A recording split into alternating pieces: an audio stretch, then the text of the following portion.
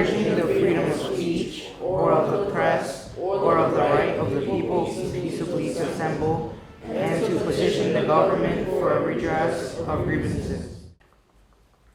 Normally in the 8th grade, our boys would experience a civics or government type of class, but when presented with this particular partnership, we thought it would be even more helpful to have the boys work with an organization that is truly an expert on the judicial branch. Taking a course of this nature allows the boys to see that they are a part of their own government. What does free speech mean to you? What did you put there? I believe that free speech is the ability for one to speak without any type of redaction or anything being prohibited for them to speak. Okay. Free speech to me meant that one is able to speak their mind when and wherever they feel like in a tone that they feel fits the situation. Oh, interesting. What free speech means to me is that every citizen of the United States is allowed to say anything that they want. Do you think freedom of speech involves saying whatever you want to? How many people agree with that? Okay. All right. How many people think that it depends on the situation? Do you think? Yeah. Do you think it should depend on the situation? I think it should be allowed for the most part, as long as you're not inciting violence or saying I want to go out, and if you're not telling people to go out and kill people. But otherwise, I think it's all right. Okay. My last question for you is, what do you think should be some limits or restrictions of freedom of speech? Do you feel like that there should be any, Dylan? I definitely feel like there should be a limit. Like, if you speak with intent to harm, you shouldn't say that out loud, basically.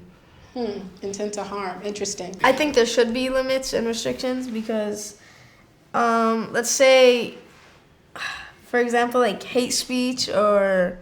They get an opportunity to really think about and develop, what does that mean to me as a teenager living and thriving and growing and existing in this city? Exactly, and I think that part of that is the empowerment, is that when you know the law, you're empowered. And you told them, oh, let's organize a plan to kill such and such, and I think that should be a restriction. One of the first questions that we ask the boys are, what are their thoughts about law? Oftentimes our boys will mention that it's very negative. They'll say that if they have ever had to interact with the law, it's because of something unfair that's happened. And for them, being as young as they are, their thought is that they don't really have a say in the matter. They just have to do it. It feels like a violation to them. Is there a definition of freedom of speech in the Constitution? Yeah. I don't think there is an exact definition of freedom of speech. I think that is up for people to interpret that themselves. Exactly. And so you have people who interpret the meaning of free speech just like you were interpreting the meaning of free speech to you in your discussion, as well as the courts. When there's a case or controversy, the courts have to decide what the meaning of free speech is and those limits. What we need to do, I don't like the government, is we need to overthrow the government. We need to do it as soon as possible. We need to make some changes to the system. And I think what we need to do is take some action. Protected speech? Unprotected speech? I don't know. I think one part of what she said is not. It depends on what they are doing. I mean, you never know until the time came.